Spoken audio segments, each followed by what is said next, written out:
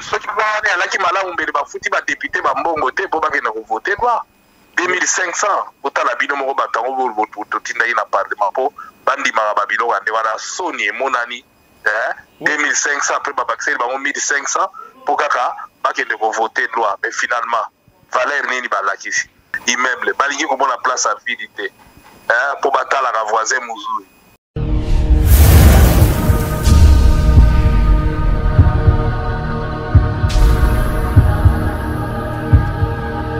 Au cœur de ces beaux et grands pays, République démocratique du Congo, nous sommes bien évidemment à Kinshasa. Mesdames et messieurs, bonjour et meilleurs vœux à vous. Après de moments difficiles de la vie, il faut rester positif. Nous restons également positifs. Eh bien, aujourd'hui, parce que actualité à monde Zali arrivé dans la République démocratique du Congo en ce qui concerne l'alternance aux Zali qui tardé à venir une année aujourd'hui. Déjà, Tokoki Siango après dernier mandat et à président de la République Joseph Kabila Kabonge, mais aujourd'hui les élections semblent à cause de la un peu précaire. Déjà n'a délai moko ezala qui constitutionnel, mais lelo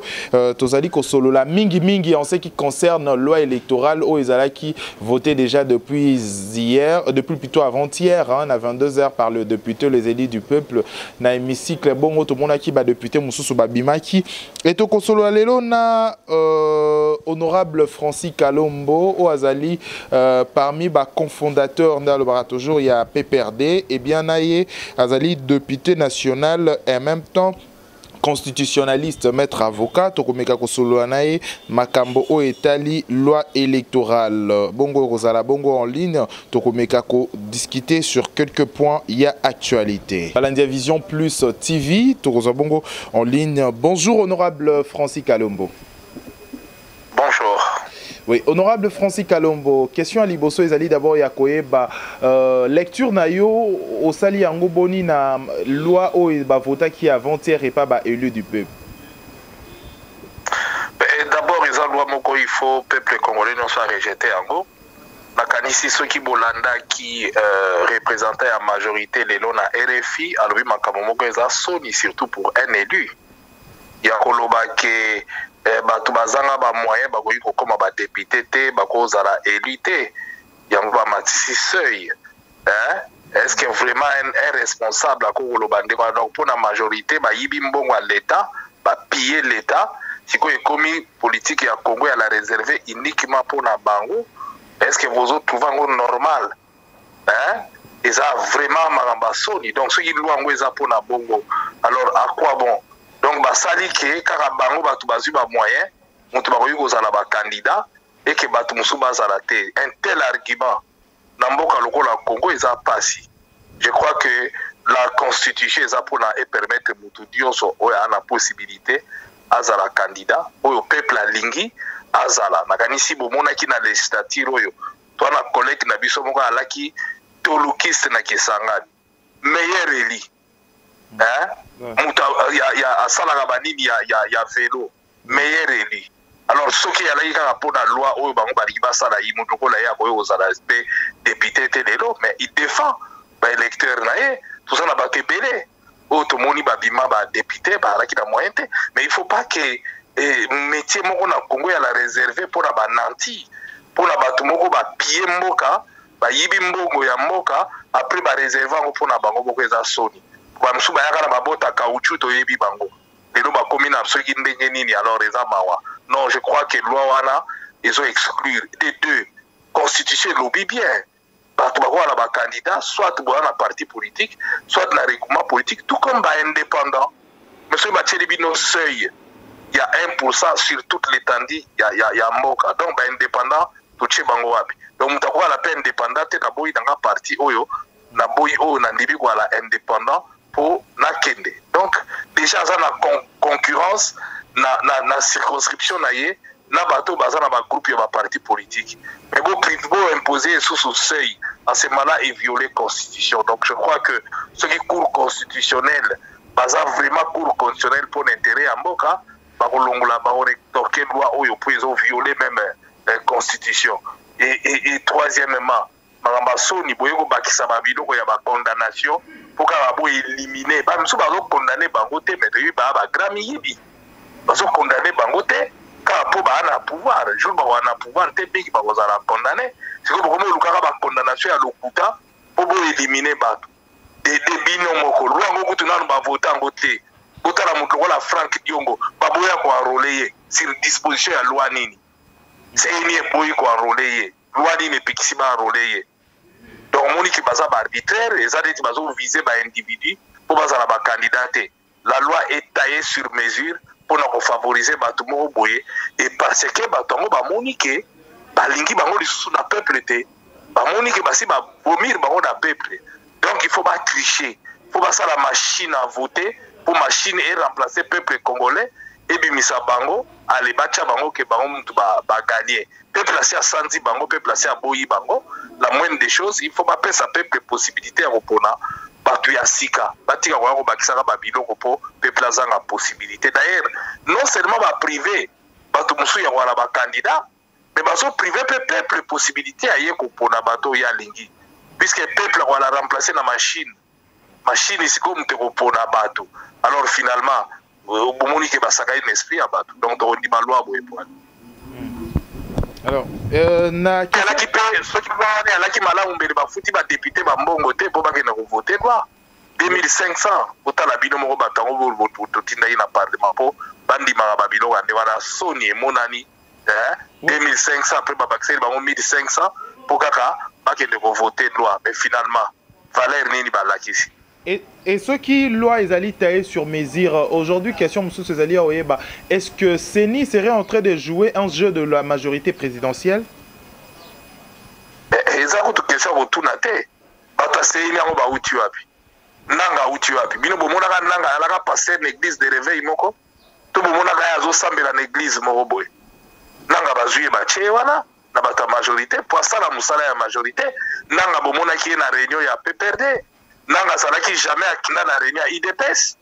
jamais akenda na réunion même mokolo oyo bazolobaki akendaki réunion na bato ya opposition babisusu mais ya PPRD ake réunion ya PPRD yango moko akenda réunion ya palu te nanga si akenda réunion ya palu akendaki réunion ya PPRD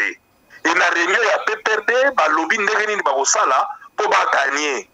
réunion mosusu ezalaki na Kingakati oyo basekesha akendaki ezalaki toujours mpo batala PPRD na kosala mpo aganye parce que PPRD ayebiki asa échoué peuple asanzi ye asali volonté ya peuple te nzala salité partout moto akondima biloko tozomona na Congo azali te donc automatiquement bomata likolo bokita na se buzoba kaka yango tozomona ekomi arbitraire ekomi likambo camarade na ngai yaka fanda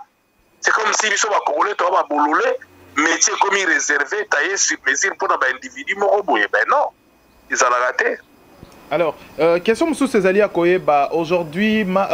l'opposition après le 30 novembre, marche Moko Zala qui vraiment frustré, marche et Salema quitté parce que déjà au départ, président et rassemblement Félix Tshisekedi Akokaki Kobima et na résidence n'a été parce que donc qui plutôt ba jup ya ba police na ba militaire ba kiwana un peu frustration Zali na katia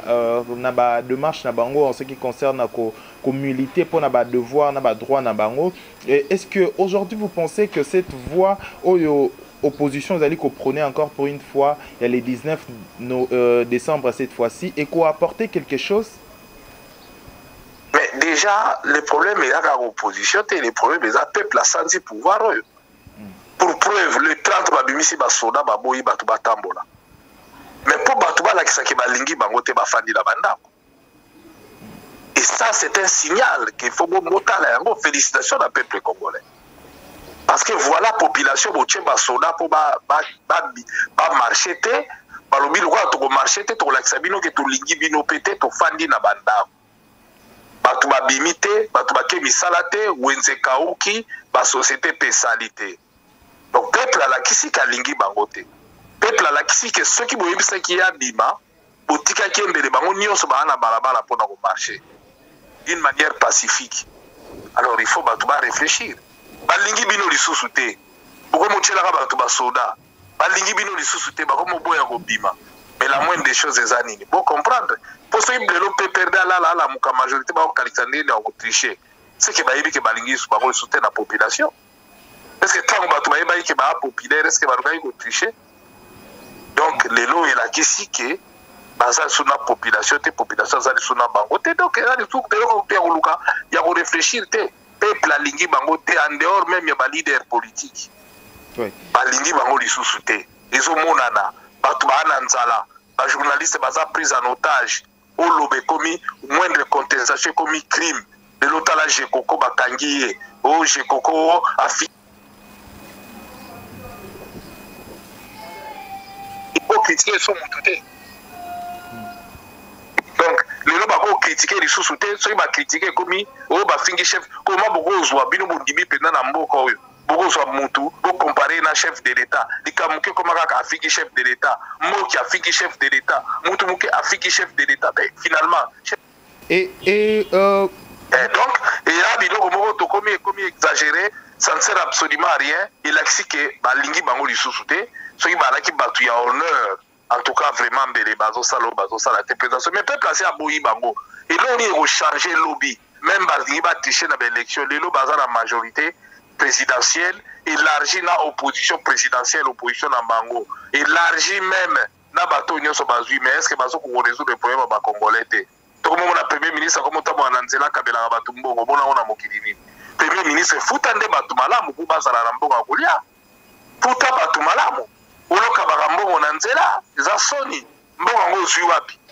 ozwi yango wapi mbongo kaka ya leta ozwi aloba te obwaka na balabala mais futa bato mpo bandima yo résoudre baproblème bato baa nango to échange donc eza pasi. Alors, honorable Francis Kalombo, je rappelle au Kozali, lui a peuple Ozali pe constitutionnaliste, Ozali moko ya bato o ba telemela ki pe déjà révision en constitution et créé là qui au Mbutu en 2015. Donc, Lélo, est-ce que le peuple aujourd'hui, encore une fois de plus, événement il y a 2015 et Kokirozonga encore une fois de plus, parce que Zali ma cambo un peu similaire, presque la même date. Mais eloko yaka na événement nango yaka na eloko nango hein peuple asalaki bato ke balingi bango te soki balingi barene par défi nde bazosala basala mais mokolo bakoya devant peuple akobwakisa bango peuple alingi bango te bango mosala biloko balemba mbongo peuple azomona ayebi te l'essentiel ayebi même bakangi bajournaliste binoko même bino moko bajournaliste bokoma baotage boza bavictime journaliste a victime parce que le lot tangi comme Katumbi bakangi au lobby au critiquer œuvre même le lot c'est les toni ba fulu ba salité yo mekanga ko critiquer ngo lobby bakangi yo même les hommes na l'évidence bana ba lete nzala bakangi yo kurezate maezate bakangi yo lelo na kananga kuna so combien de jours yango yo maezate ba ko ba mai so ya ndenge ni. Donc, souffrance,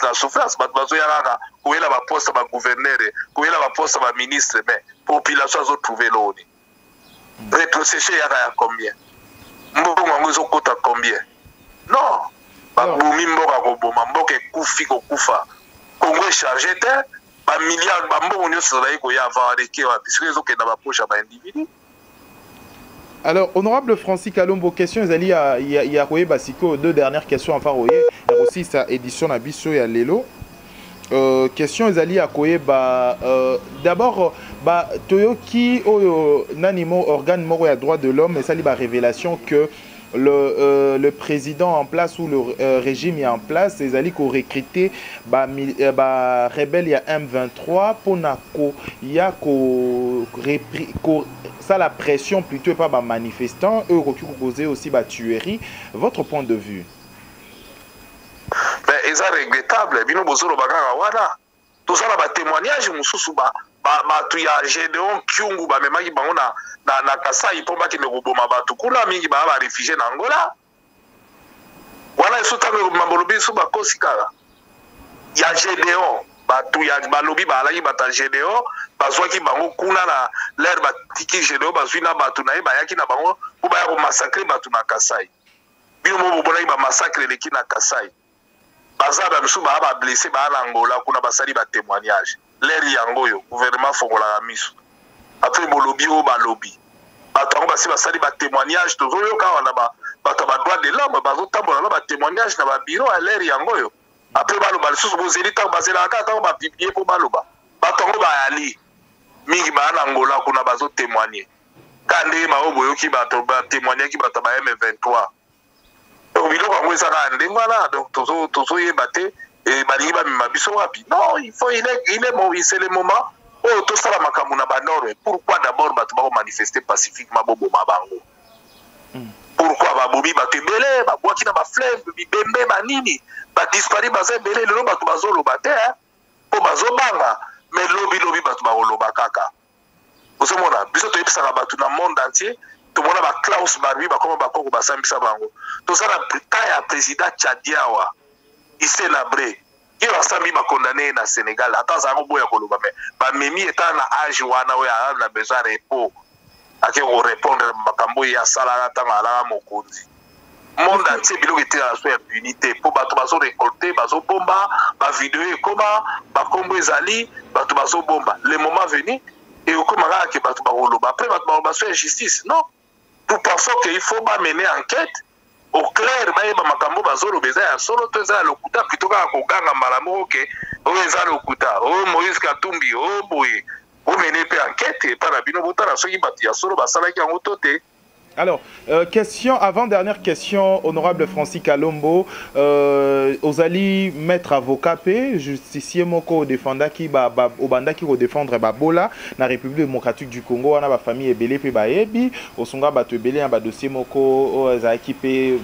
na position moko ya mabe. Alors, Lelo, déjà, honorable Francis Kalombo, il faut que le bango entre nous une question simple. Est-ce par rapport à Makambonyon Soeleki, le président en place serait un candidat au futur prisonnier dans ces pays? Ben écoute, de toute façon, bien que dans avocat, moi je juge sur pièce. Non, par rapport à Makambonyon Soza reproché. Makambonyon So au lobby aujourd'hui, au lobby ba mort, na ba Makambonyon So tangi lelo. Mais on a répondre oui. Tout le monde doit répondre à l'acte de Sali. Donc, voilà, candidat devant la justice, tout le monde est candidat devant la justice, même yo. Le problème est il faut s'en sortir, que au sein de l'autre, tout le monde Jean-Pierre Bemba va condamner, mais Jean-Pierre Bemba a mindu qui n'a pas qui n'a pas mais reproche ça il a Bemba tant que vous avez un verdict de Baolobadidi. Il avait le pouvoir de condamner Bato Bagenda Kopiye Koyiba et à Salaki Angote. Donc, niveau responsabilité, on a un degré belé. Si Makambo Bazoloba et s'avérait vrai et que ma autorité va sanctionner Batouanate, c'est grave. N'a pas ce exemple beaucoup kaka. N'a pas le bango penda pour peuple congolais et bagayango. D'accord. Yo dit par exemple que ANER ils ont la sous-tutelle du ministère intérieur. Oui. Oui. Selon la constitution. Oui, bien sûr. Mais soit papier en tête, il y a ANER. Au moins, papier en tête, il y a ANER comme la présidence de la République. Donc, document présidence de la République.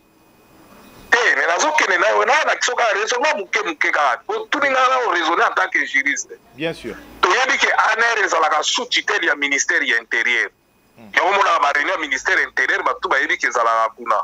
Mais je vois un papier en tête, il y a ANER, même batindé les convocations, même un document, il y a ANER, ordre de mission à Bango. Au moins, et comment en tête, il y a présidence de la République et non sous ministère intérieur, n'est DGM Ezali. DGM Pesa sous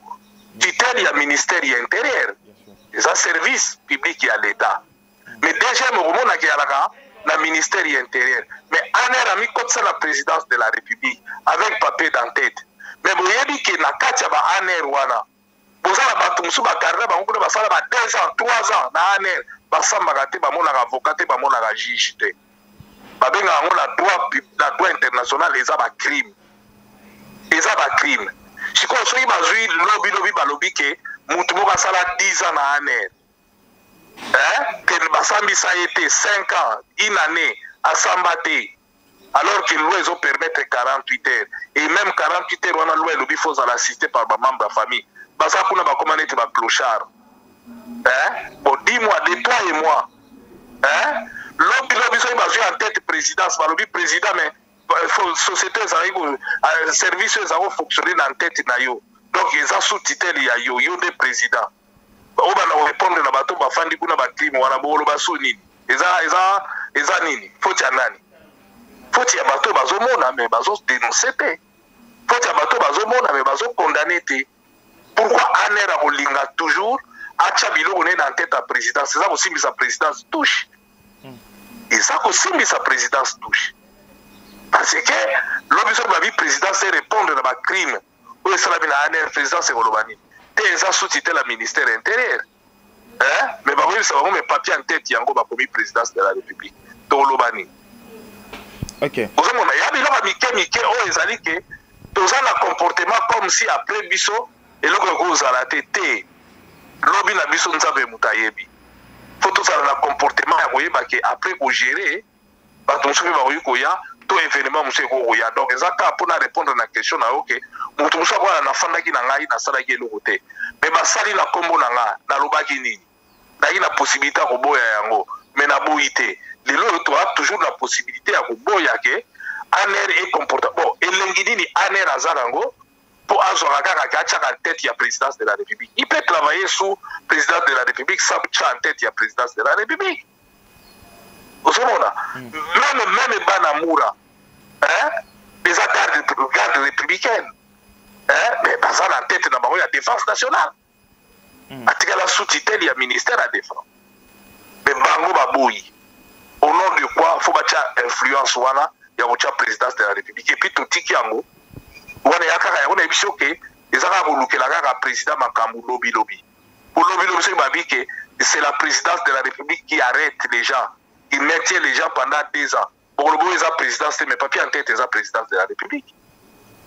papier en tête donc ezosala biloko wana eza présidence de la république donc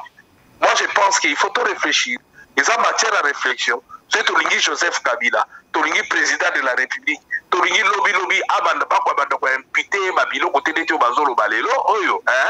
il faut babiloko mosusu ya mike tolongola yango na mokongo na ye asali nini amérite nini mpo bazwaka bato soki batie bango na kasho pendant 2 ans osamba te okopusana te 3 ans 4 ans bato bafanda kuna na aner bakoma baclochard bana droit visite te droit eloko te même kosamba te kuna ekomi makala eleki kutu na makala oyebisanga à partir de là lobi bokoloba nini donc moi je pense que question na otuni ezopusa biso to réfléchir pourquoi biloko wana nyonso pourquoi lobi bakoluka nini baaccuse président parce que bato bazosala biloko na nkombo na ye et parce que ye mpe azokondane yango te azotika biloko ya ndenge wana esalamaka na nkombo na ye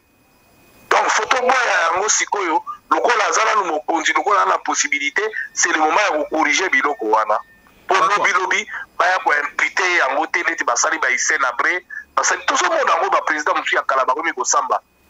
na makambo okutuka mosusu balobi bango bayebaka te mais botikaka po wani. D'accord. Honorable Francis Kalombo tokomi na presque na suka ya entretien na biso question moko ezali ya suka ya koyeba lelo par rapport lecture na yo to solo entre nous pe congolais parce que moi na mboka Moïse Katumbi azali pe parmi bato o bazaki notoire na Katanga plébiscité plusieurs fois na ba magazine mosusu ezali pe proche ya présidence en tant que meilleur gouverneur ya ville moko ya ba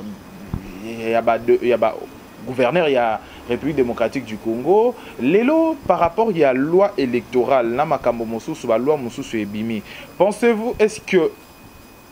Moïse Katumbi ba makambo mosusu ezali taillé sur mesure pour na ko disqualifier mais nyonso ezosalama mpona ye otali gestion même ya Congo bakabolaki baprovince mpo réduire Moïse Katumbi lelo bakomi na difficulté kende ata na province mosusu to bakende longwa na kenge baministre baa même pas na bandaka kolala la plupart ba gouverneur na baministre na baprovince oyo bokeye bacréer bafandaka na Kinshasa bazangi eloko ya kosala tout a été taillé sur mesure batayaki biloko yango lelo baa na difficulté ya kofuta même bacréer baemploi ya bapoliticien mwa mboka ya kofuta bango euta wapi sikoyo eza te bakoma olia au détriment ya population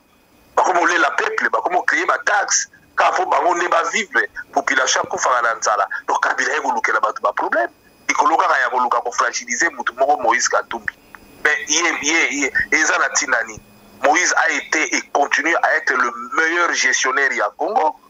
il a géré les Katanga, tala ba Kabuli on a créé 4 partis et baza incapable de batareta yangwana ya résoudre ba problème ba Congolais tala lelo ba même ba fonctionnaire dans ma province de Katanga ba combien pays or ba ba meilleur o bazalaka liboso na parmi ba province tout bazalaka kwa vie ba ko kende nzale kota na Katanga kende partout lelo na ebisio okena kananga oyoki mawa nini ya ekolo ya masango ya laka 700 francs ekomi 3000 francs maïzate bo saucissonner mboka pona mutu moko tout est taillé sur mesure pona ko fragiliser Moïse Katumbi mais Moïse Katumbi aza congolais comme ba congolais nyonso koleka na ye mais bon nyokoli ba population belé boye kaka po bolingi botika na pouvoir po bo réduire mutu moko bozwa nini na suka lango mais non ezo simba te puisque mtala kutu na tana mazemba pamboyo bazui coupe baye nango koyamba bango kaka problème Nicolas Moïse Katumbi mais équipe na eza honneur ya Congo drapeau elelaki na Afrique du Sud imo yembaki yaki imi congolais drapeau yalaki drapeau ya Congo yaki honneur na biso nyonso mais banda baye est-ce que bomoni ata bayamba bango kokozonga na bango ya pamba baboyi avieux kita baboyi mais pourtant bayokisi bato elengi bayokisi lokumu ya mboka tu wana busiko toloba nini bozo gagner nini bozo gagner l'oroté peuple azo ina bino kaka peuple pas au monde ke bolingi peuple te bomi lingi bino moko alors nazo ka mo tete on batba osala loi balobi to lingi te n'importe qui abima député n'importe qui azala candidat donc komi taye sur bango donc et alaki ya bango biso bangamba na bato so bangamba na bango bangulu na bango bayaki po babetela na bango maboka le bango baliaka mbongo baluzolo bape bien ke il faut ka mutala na mbongo pa koma bango babotamaka na mbongo eza malamu bazwa basala eza pasi donc tout va osala ezali mpona koempêcher Moïse Katumbi tout mais eza pasi donc nyokoli population po nyokola peuple mpona mutu moko ezosimba pete mais bolesa population lokola bino boyini Moïse Katumbi bolingi te mais boza incapable ya kolesa peuple yango boza incapable ya kosala oyo asalaki boza incapable ya kosatisfaire babesoin ya population mais tokosuka wapi muyibi nde muyibi koyiba nde koyiba bapoche ezotonda mbongo ezokende na bapoche ya bato population azomona clair te po frontière ya Congo echange te biloko ya Congo echange te kaka yango wana mais na botunaka bango ntango oyambaka bango bokanga lonzo esuki wapi masanga bokanga lonzo esuki wapi éléphant blanc badaipene bakumisaki esuki wapi nini batima intelligente batongi ya ministère erapporte nini na peuple congolais et l'hôpital à cinquantenaire et rapporté nini na peuple congolais et l'oni ne salé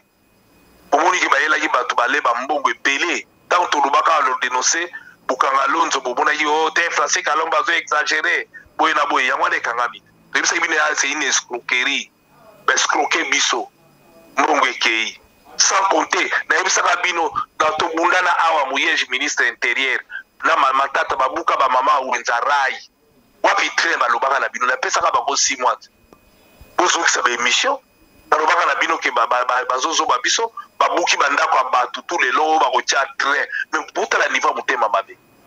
botala niveau ya motema mabe bamama bato wenze ya bato yalaka mpe bava indépendance na liboso defa académie de beaux-arts bovuzuli wenze bolongoli bobi train koya banda to banda kozela batrain ti lelo train yaka ata bayaka motema mabe yango peuple vraiment bozoni yokola ye boye mpona kaka baintérêt na bino bozwi commission bokosani bobuki bandaka bato bozwi commission tala babuka bandaka bato wana na ndaka bato kuti ya mame Élysée Bimanja ekenda